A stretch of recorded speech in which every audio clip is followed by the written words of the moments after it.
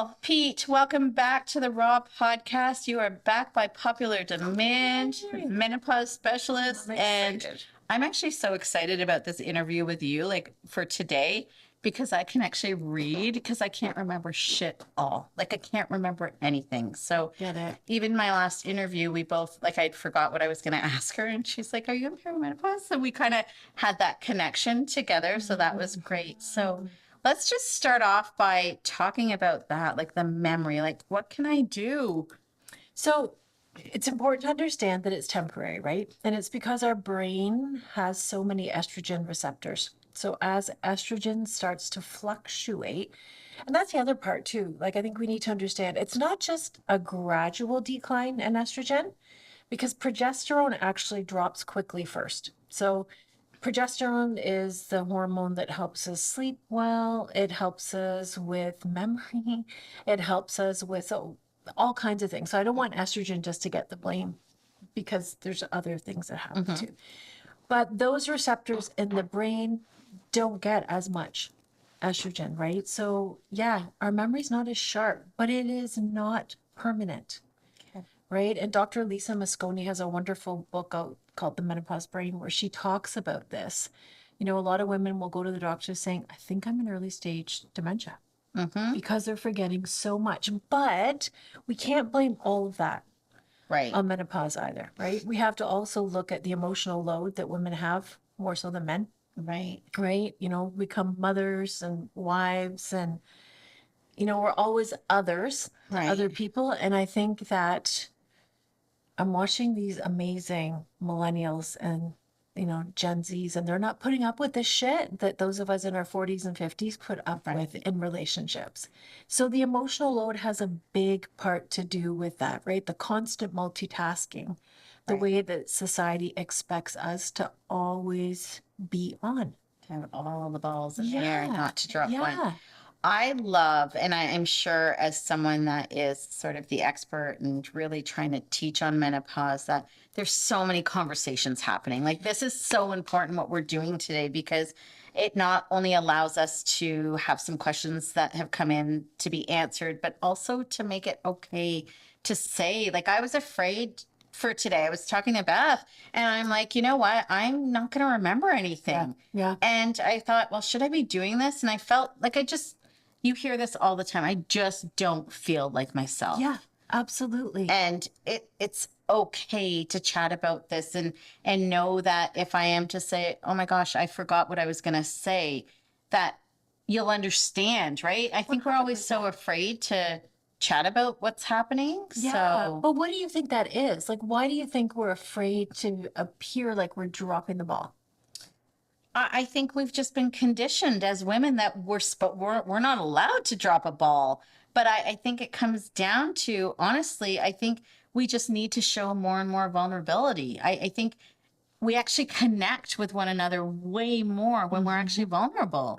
So for me to sit here and say, okay, like, you know, if we talk about dry vaginas or we talk about memory loss or the dry skin or the wrinkles or the weight gain, that a lot of people don't want to admit to some of those things. And if we need to take one for the team to create this conversation, then I'm willing to do it because I think by just speaking about it, it's everyone's like, oh, me too. Oh, I didn't know about that symptom. Like I did an interview with 20 women yesterday about the most surprising symptom of menopause that shocked them. And all 20 women had a different thing to say. Of course. And, you know, it's like, I think you mentioned last time about frozen shoulder. I had no idea that that was one of the symptoms. So it's just even talking about it to educate ourselves more. So that's my opinion. So, But I'm always interested in speaking to women about what it is that stops them from talking about it. And just as each woman had a different symptom for you, they're going to have a different reason yeah. for not wanting to talk about I it. think it's been like we're never supposed to talk about our periods growing up. We're not like it's supposed to be, we're supposed to do it in silence. And I think that that's the worst thing that we can do. Like we're supposed to be community. We're supposed to like come together, right? And help one another. And I think I feel a shift happening. I don't know if you're feeling that. Like Oh, unequivocally. I'm feeling a shift happening with it. But I'm also afraid for women with social media Right. because of the misinformation that's out there too. Yes. And that is terrifying because there are dangerous practices being put forth, even by medical doctors who are prescribing hormone therapy off license at dosages that are not within the NICE guidelines Wow. or the Menopause Society guidelines, or pushing supplements that are Right. not, studied. There's no data, there's no evidence on these supplements telling women it'll get rid of their mental belly or it'll help with memory. And they're also selling them and making money off them. So Yeah. So really that, educate yourself and be aware and do your research. well, there's a danger in that too, though, right? Like there's Right. a danger because most people don't know how to deconstruct or, dissect information or studies or journals. They really don't.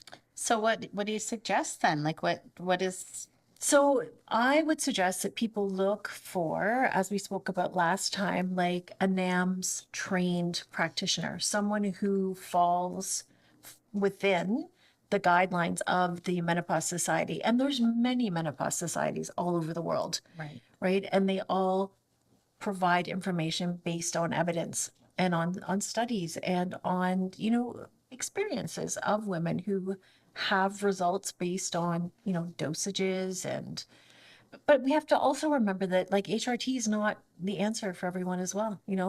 Some people can't take it, some people choose not to take it. And that there's lifestyle changes that we have to be 100% truthful with ourselves about whether we're making the best lifestyle choices. Right. Right. What is sort of the biggest question that comes to you about menopause? And then we'll go to the questions that have come in. Ultimately, the biggest question for me is I don't know how to lose the weight that I've gained around menopause. That's the biggest one. And to me, it's the biggest vanity question. Yeah. Right. Surprised because that wouldn't be honestly for me, yes, being plus size, it wouldn't be the first thing I'd come to you and ask. Right. I would ask you about my brain and just feeling totally not myself. Yes. Right? Like the things that really mattered to me before don't matter as much. The drive is really different and it makes you feel like something's really wrong with you. Yeah. 100. And that was me too. Like feeling like I don't know if I'm going to make it through the other side of this because the symptoms were just so debilitating. Right. And for a lot of women, when we get past that initial vanity question, it's anxiety. That's really the biggest issue they're having. Wow. Yeah. I'm going to ask you a question that came up with my makeup artist this morning. She's like, ask the menopause expert. Okay, so once we go through perimenopause, then we go to menopause, but is there a light at the end of the tunnel? Like, is there a reward? Like, do we actually ever get through it? And what does that feel like? Yeah. Do we come back to ourselves? Well, I don't think so. No, But it's good. Okay. Right? Like it's good. I don't think we come back to ourselves because I don't know for most of us that this journey to menopause, which is one day, it's just one day. And then we live, 3 to 4 decades postmenopausally. I think what you were alluding to is like we have different to give. Yes. After that, right? Right. And I feel like midlife is a chance for us to say, oh, I'm not ever going back to that. No, I am not going to be that woman anymore. So take me through sort of the menopause journey. So you can start perimenopause. We learned at a very young age, as young as 30s. in your 30s. Mm-hmm. So let's just say let's just use an example. We'll just say Beth, our assistant. Mm-hmm. She's in her 30s. She's starting to experience perimenopausal symptoms. I know you need to go a full year without your period to be in menopause. What does that mean? So the symptoms that you have in your perimenopause, are those the worst?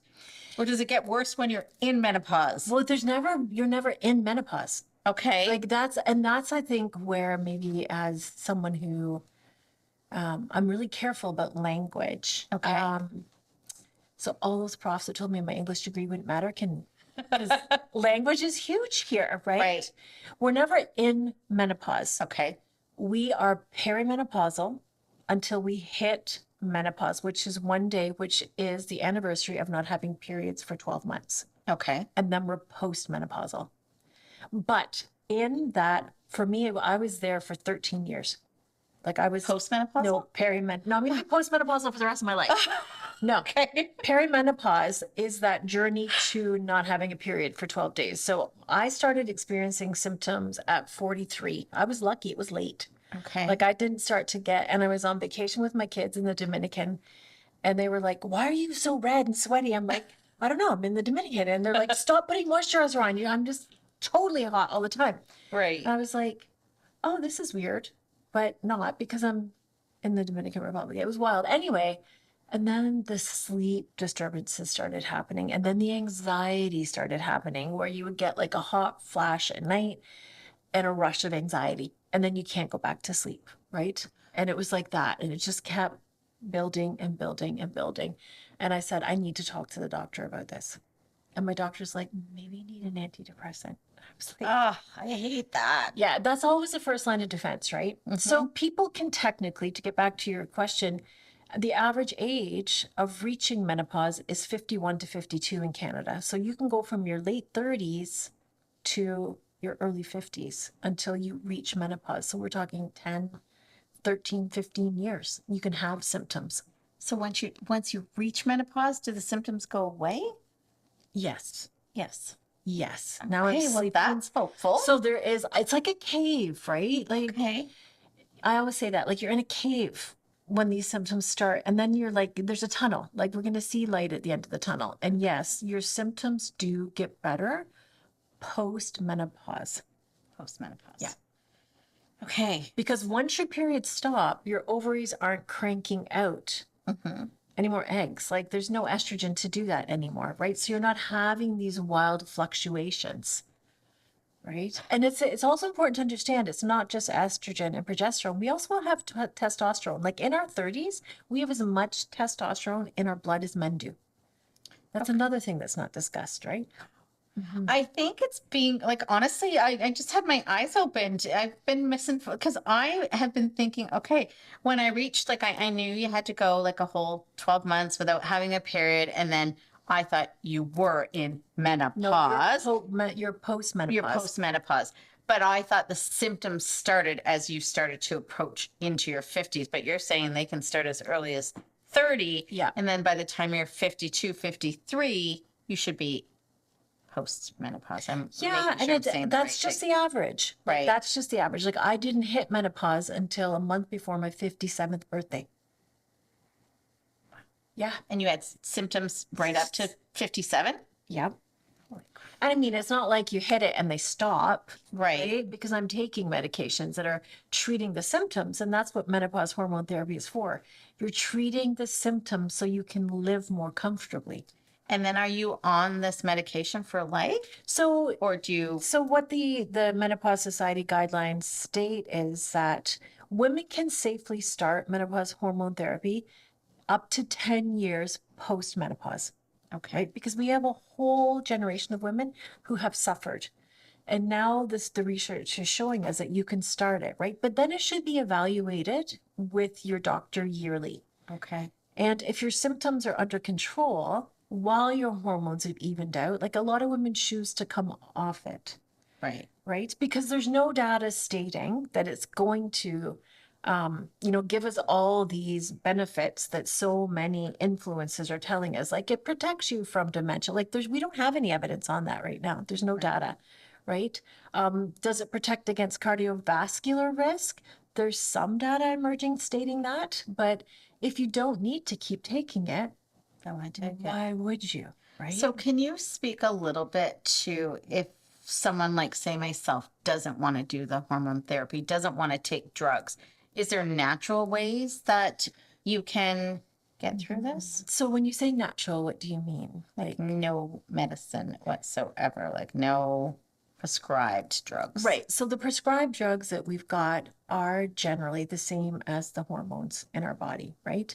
Most people don't take them due to cancer issues, right? Which I mean, I'm a person living with cancer and I'm still taking them, but I'm okay, right? And if people, I didn't want to take anything either, I'll be honest with you. And I was like, I would rather die than suffer this one more day. Right. Yeah. So it wasn't a choice. Like my quality of life was being affected. And that's why most women choose to take them because of their quality of life. So it's lifestyle choices. Like I was saying, you should be lifting heavy weights in your 30s, right? A Okay, lot. but if we didn't know that in our And most 30s, of us right? didn't, then it's never too late to start. So lifestyle choices are the so-called natural route to Right. managing it, right? Really prioritizing sleep, really removing alcohol as much as possible from your life, because in perimenopause, we don't metabolize alcohol the same way as we did before we started to have these fluctuations, right? Wow. Yeah. I'm sure there's a lot of people that don't realize that. Oh, a lot of people use alcohol to cope, Right. right? And I mean, the data's out there that since COVID, alcohol consumption has gone up something like 150%. Yeah, I believe it. Yeah, I believe it. since There's a lot of COVID. day drinking happening. For a Right? lot of So for a people, lot of people, just to yes. cope, Yeah. right? So now, I mean, we're really looking at how that's impacting Right. women, right? Like, I mean, vasomotor symptoms go up with alcohol, right? Cardiac issues, you know, there's a light shone on those with alcohol too. So So, those are the big cornerstones, right? We call them the big rocks, like, and right. nutrition, eating, you know, at least 25 grams of fiber a day to remove the excess cholesterol out of your body, because as we approach menopause, cholesterol levels go up, right? And heart disease is the number one killer of women. Women in Yeah. that stage, right? Yeah. Like all the cancers combined can't come close to touching how many women die of heart disease. Yeah. Okay. I'm gonna start asking these questions that came in. How do I deal with this constant exhaustion and brain fog? Is there any way to feel sharp and energized again?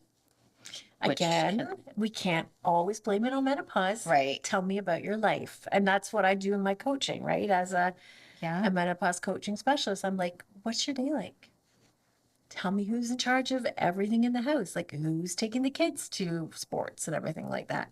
Right. And oftentimes it's a relational issue that we're dealing with, right? Right.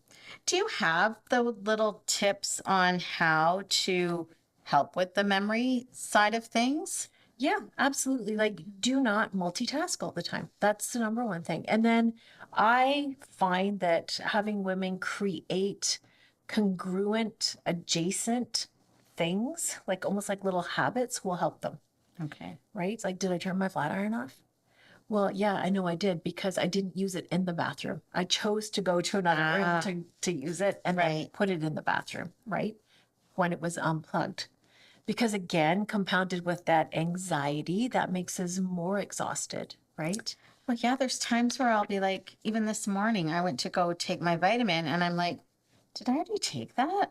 Like, I couldn't remember. And it was like literally like 3 seconds before. And I'm like, I can't remember if I actually opened I this know. cupboard. Open, like, how do you forget that? But here you do. And here's what I did with that specifically. So I have my supplements I take before bed Right. with my nighttime hormone. I put them out, and then right above them on the counter, I'll put what I'm taking in the morning. So I know that I get up in the morning and I took it at night because it's no It's longer gone. there. Okay. And I know it's laid out for me in the morning, and I know I haven't taken it because it's still there. So do that one for Okay. anything that you're taking. Lay it out the night before. Okay. If I remember. Right? But put a post-it note. Put a post-it note by your sink. Like I did Okay. that too. Like I have a peninsula like you do, and I put post-it notes there. Right. Right. And then it becomes a habit. So then we start habit stacking, and it Right. becomes second nature for us. But the exhaustion part is, we can't always blame that on perimenopause. Right. It Right? really Like does come what down is, to yeah. your How much are you lifestyle. doing? Yeah. The next one is the before this one is foods. Like they're so like a lot of women have said to me that all they feel is so gassy all the time, and it's foods that they could eat before, and it is healthy foods as well, but it's like that's all changing. So our gut microbiome is changing. Again, estrogen helps with digestion. So as estrogen is fluctuating, some days you might be fine, other days you're like, I'm dying, right? But another part of it is because digestion slows down, a lot of women aren't getting enough fiber.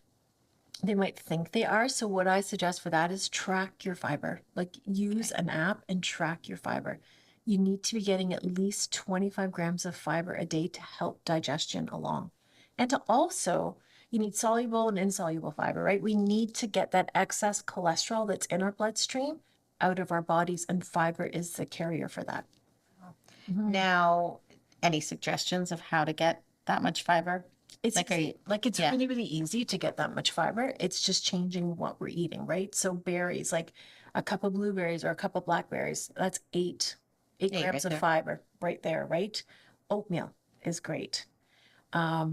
Any kind of vegetable is great. Like carrots are high in fiber, really high in Right. fiber. Potatoes. But the problem is diet culture, rules and Yes. regulations seep in, and people are like, well, I can't do bread. I can't do this. But you have to really unpack that too. So why are you having these rules or these restrictions around food that are stopping you from eating that way, right? Right. Yeah. Okay, next question. I feel like my body is betraying me with weight gain, especially around the belly. How can I fight back against this? You So touched on this a little bit yeah, already, but but as our bodies drop estrogen levels and they fluctuate, the body redistributes fat and it goes to the belly. And it can either be visceral fat, which surrounds our organs inside, which is dangerous, right? Or it can show up as like an apron of fat, right?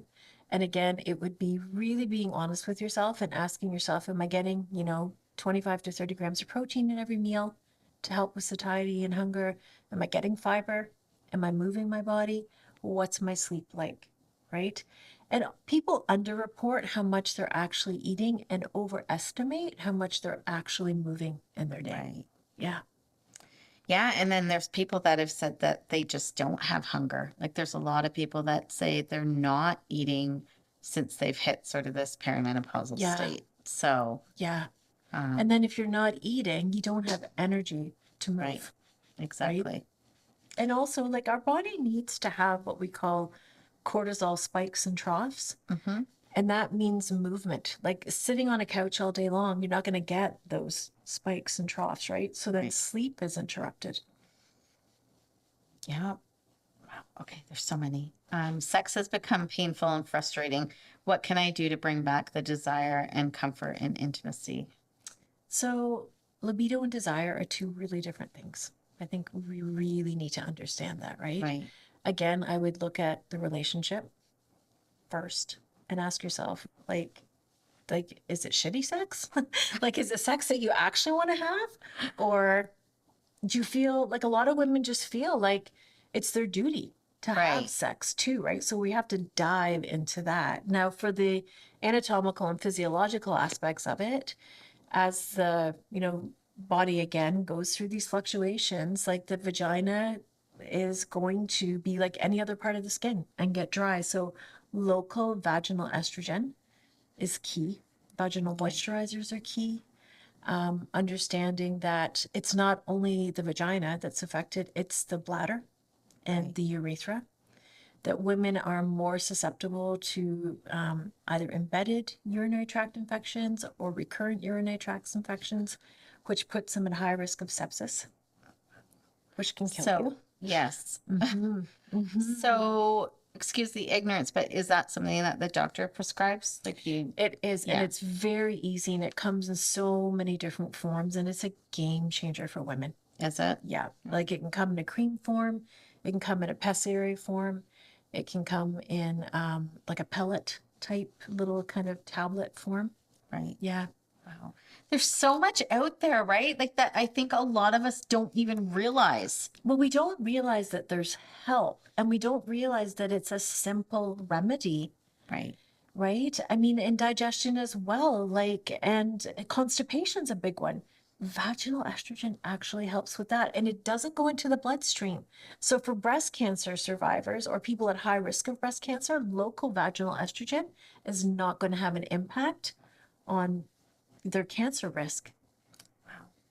Yeah, it's just educating, right? But getting The right information. Yeah. Well, we're doing it Yeah. together, which is amazing. Okay, so we touched on sex being painful, so there is answers for that, and I think you're right. You got to start right in the bedroom in the sense of really looking at your relationship. And Well, I think that starts outside the bedroom. yes, sorry, Right? outside the bedroom. Yeah, Yeah, it definitely does. Like, no one wants to have sex with someone who treats them like shit all day right, and then is expecting it. Right. So I right. think women, like I was saying, women are redefining the relationships at this point in their life as well. And no one wants to do anything that hurts. No, And no woman should be forced to have sex if it's painful. exactly. But I hear that all the times. And I'm in a couple of different education groups, and women are like, my husband left me because we can't have penetrative sex. Right. And That's then we insane. hear, as we had that conversation, like you have to use it or you lose it. And I keep telling women, no, that's bullshit. Like, that's a very misogynistic, patriarchal way of controlling women and telling them that, it's menopause, it's painful, just get on with it. Like, the vaginal tissues are actually thinning to the point that penetration with a penis can tear them. Oh, ouch. And who wants that, right? But a lot of these men are like, well, if I can't have sex with her, then the relationship's over. And I'm like, well, then you never should have been with that asshole in the first place. Like, I'll be honest, you should never have been with him in the first place. But I find that I believe, and maybe I'm ignorant to it and I haven't seen it. I feel like there needs to be more education for men, like just so they feel like they're a part of this process, right? Like we're not really speaking to the men out there. Like we're trying to deal with all the women and the symptoms that we're going through, but But the our men have part, to want to hear it. I agree, but I also feel like everything's catered towards the women. And men are affected by our menopause. I'm going to course call they it are. out, right? And we're Of course so they quick are. to say they're the assholes, but if they're not educated, and I agree, they do need to want to know. But if we don't know ourselves, how are we going to educate them? But it's not up to us to educate them. Again, that's part of that emotional load. They have to want to find resources. And I'm going to go back to all the 3 decades I worked in pregnancy and birth. Right. How many men would show up to my childbirth education classes just kind of, thank God cell phones weren't big back in the day, Yes. Right. but totally checked out. I'm here to support her, but I'm not. But again, I'm going to come back and tell you that like millennials and Gen Z are like, I'm having nothing to do with that. Like, these are sovereign women. We're just laying the foundation. These women are going to be like, oh no, I'm not putting up with this. Crazy, right? Love Like, it. No, I love it love too, it. but it's so, that's not the way we were raised. No, but right? I So- see it in my own daughters, and I'm like, holy shit! Like, I Yeah. am learning so much from you. I've said that a couple of times. I feel like the youth are coming in so much smarter, so much stronger, so much willing to stand up for anything and everything, right? So The kids are all right. Yeah, They it's gonna be are great. like they are going to be. Yeah. Oh my God, I'm so excited for these young women. I really truly am. They're not going to put up with the bullshit know. that we were trained and conditioned, and it was drilled into us, right? Just live with it. Just live with it. Yeah, Like, it's like- whatever. And I don't value a society where a man's reputation is more important than a woman's safety. Great. I don't.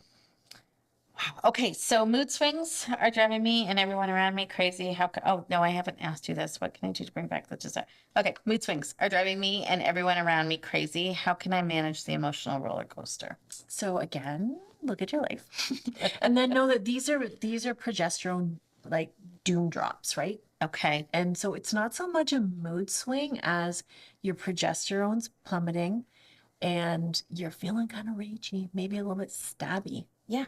Yeah. Like when you want to kill the person that you don't even know that's sitting in front of you, you just want to pull them by their bun and like By their butt. I know who you're talking about. That is very normal. And again, it's also like we come to this point, like progesterone is the calm, right? right. And it's not going like this, like estrogen does. It's like a roller coaster and it's just like dive bombing. And so know it's temporary. Right. And know that, if someone's really bothering you, they've probably also crossed a boundary of what you think is It's acceptable. random people at the grocery store in front of me, right? Like it's just like yeah, and then for me personally, I'll start beating myself up, going, okay, that wasn't very kind. Like you're not a good like it's a vicious kind of cycle. And just for you to normalize it and say, it's normal. It Yeah. actually makes me feel a little bit better, right? Yeah. Because you start wondering what's wrong with you. And like, not everyone else is going through that because they seem so composed and put together. But Yeah. inside, they're probably like, I want to kill you, right? Yeah. So, It's that rage. Like it's a lot of rage. So that does get better for Does it? sure as Okay. progesterone levels out. Yes. So again, anything advice you can give besides like looking at your life, taking a load off, just know that it's going to get better. Move. Move. Move. Movement. Movement helps regulate your nervous system. Okay. System. System. And your sister. Your nervous system. Get out and move. Lift heavy weights, right? Okay. Like that's a great way to deal with that rage. So in the last podcast, when you were a guest, you had recommended lifting heavy. And I had a friend of mine, colleague, come to me and say, like, that was great advice, but I'm so afraid. Like, she's in her 50s, like she's just early 50s.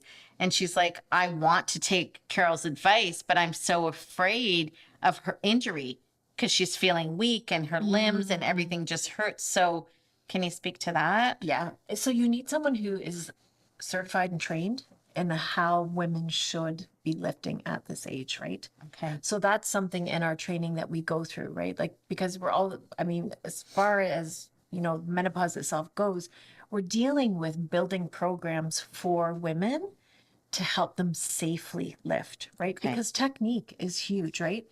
Joint pain has a massive impact on what you could do. And lifting heavy isn't as intimidating as people think, right? Right. It's not like 2 hours at the gym. It's the way I set it up for my clients and the way I do it myself is I'll do like a maximum rep to failure, like heaviest weight I can, Right. do 6 reps of it, do 3 to 5 sets of that, right? It's nothing more than 40 minutes of lifting heavy because what we want to do is preserve muscle loss, so osteopenia, and we also want to build muscle, Right. right? We also want to build muscle and we can build it without getting injured. And so that would be a titrated program I would set up for somebody like that. And they can do it from their own home. Like they don't necessarily have to go to a gym to do this. No. Okay. No, like the one thing COVID did was set up people to be successful online. Right. Right. This is another question that's not on here, but a question of the loose skin, like Yeah. the cellulite. Can you tighten that up? Yes, so that's Yes. collagen loss, right? Like, Okay. and collagen is like bands in our skin. So as estrogen drops, those bands start to sag, right? Like it's like a skin dump, if Right. you will. Right? So you can't here's the other thing people are, I bought the crepey skin stuff and it's not doing anything. Well, because it won't. What we want to do, right, is build muscle mass so it pushes the muscle up against the skin and the skin becomes tighter.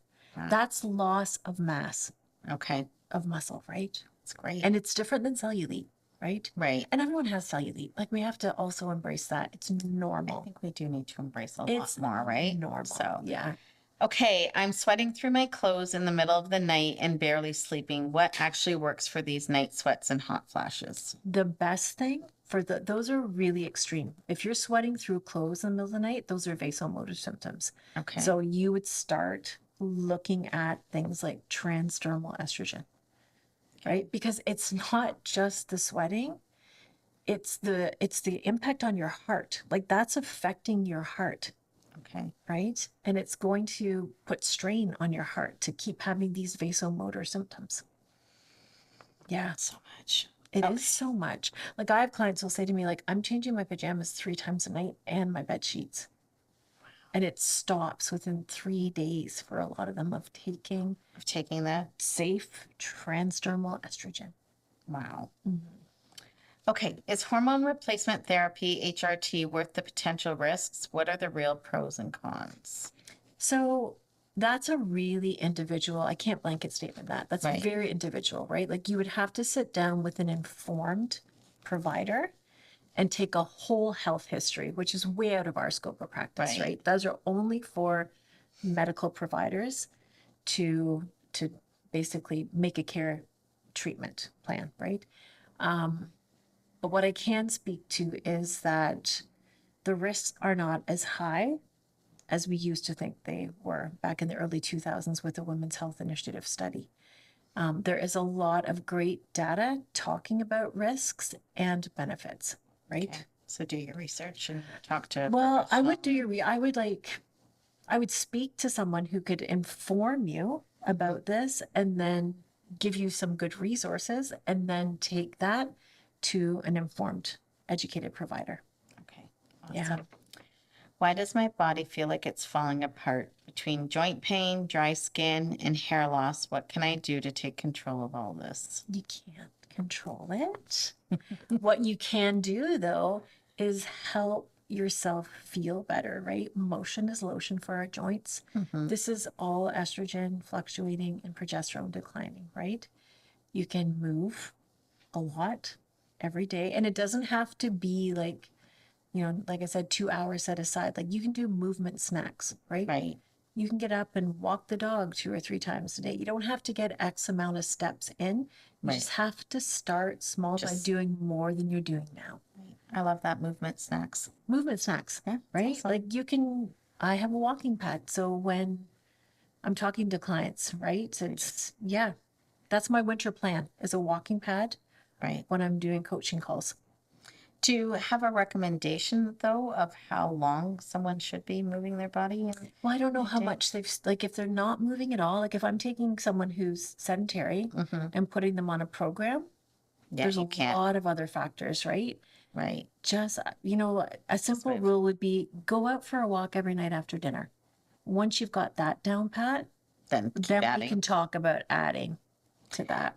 And do you know how you hear people say like cardio is so bad for people or for women in menopause stage? Like you just should be lifting. You should, like cardio can actually do bad on your body. Is that true? That is not true Okay. at Yeah. all. That is I've not seen true at that all. so much. What we need to do is have a cortisol response in our body that causes our body to adapt to the stress. Okay. And that actually drops overall cortisol levels lower. So we want adaptive metabolic movement that's going to help our body deal with the stresses of daily life and, build muscle, right? And build bone density. Like that's the other big part is it's building bone density too, right? So much to know. Okay, how do I stop feeling like I'm losing my mind with anxiety and irritability? Are there real solutions for this? I feel like you've kind of touched on this already, right? There are Again, definite real solutions. Take a Yeah. really hard look at what your life is like, and we have to be honest with ourselves. Is it even possible to keep up a strong sex drive after menopause, or do I just have to accept it's fading away? Which, You can have a vibrant sex life postmenopausally. You absolutely can. Yeah. And a lot of my clients are like a testament to that. They're like, no, I'm having better sex now. I'm not saying it's with the same person, right? but I mean, people can absolutely have vibrant sex lives. There's a lot of things you don't have to worry about, like getting pregnant, right? No kidding. No kidding. Yeah.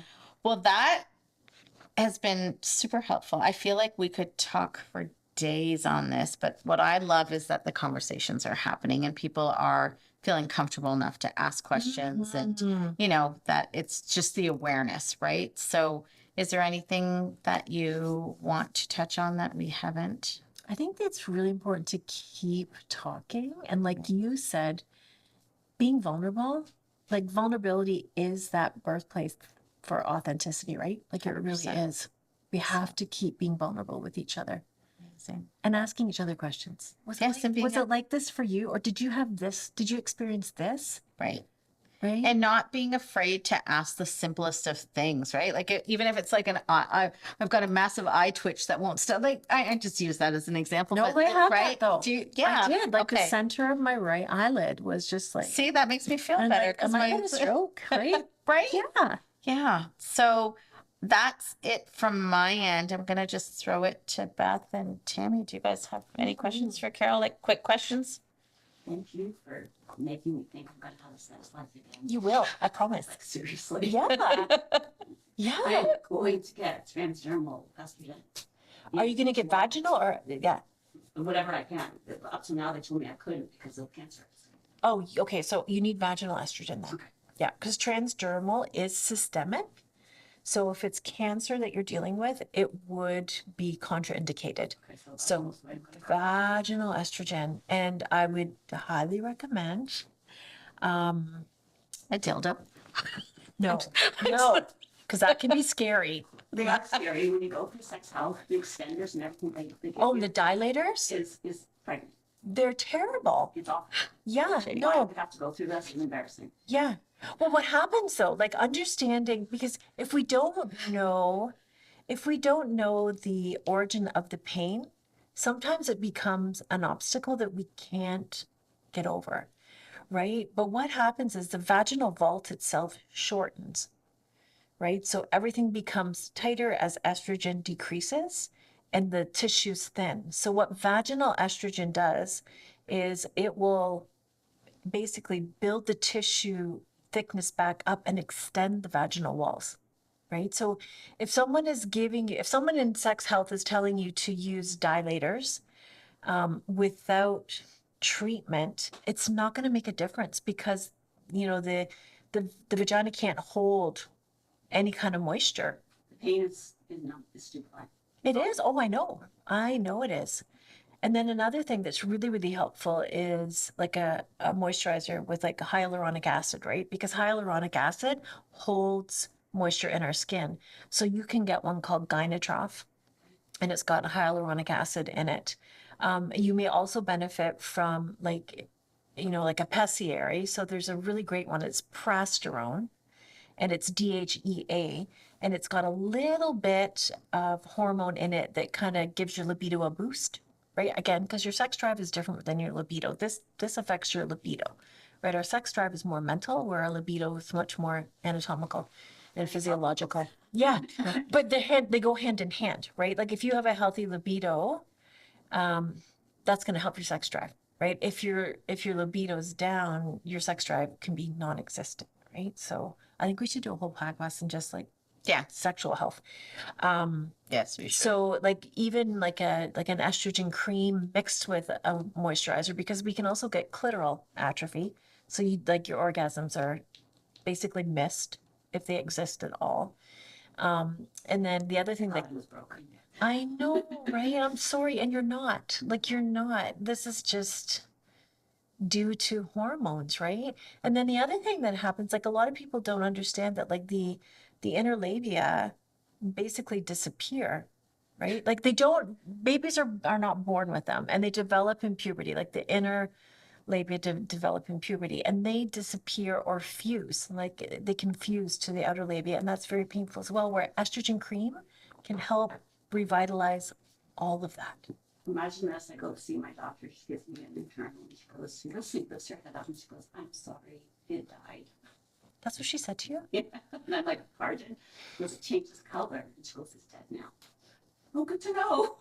Wow. Changes color. Yeah. So that might be lichen sclerosis, which is a skin condition where you do have a lot less blood flow. And that's a different treatment plan, right? And lichen sclerosis is when everything goes white and kind of blanches, right? So that's another thing we need to do as women. We need to take a look with a mirror and understand what's going on with our bodies as well. Yeah. Wow. Yeah. Beth, do you have anything?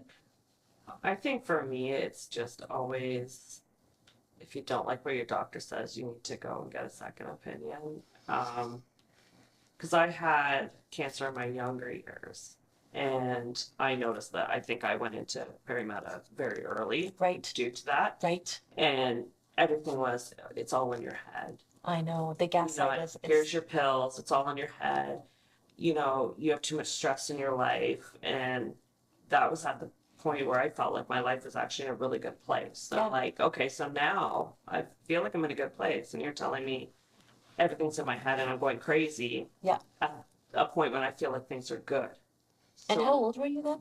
I would have been, that happened probably my early 30s. Yeah. Yeah, and medical menopause can do that, right? Yeah. Cancer treatment is one of the reasons people go into medical menopause. So yeah, that was a bit frustrating, and I've just learned that I don't really stop with him, and he's still just as bad as a doctor, but where are you gonna go? Like, there's no other doctors. So I know. it's I just know. trying to educate and invest money, go in different ways to get the answers I need to. But things are changing. Yeah. Like They really are. They're They really are. changing. There's a clinic in Stratford that will see you and do a consult with your OHIP member. Oh, cool. I feel like this is a topic that we could talk about on and on. So we're gonna probably definitely have you back, and we'll get a little bit more specific. But thank you for being here today. thank and, you. yeah, totally. Let's get real.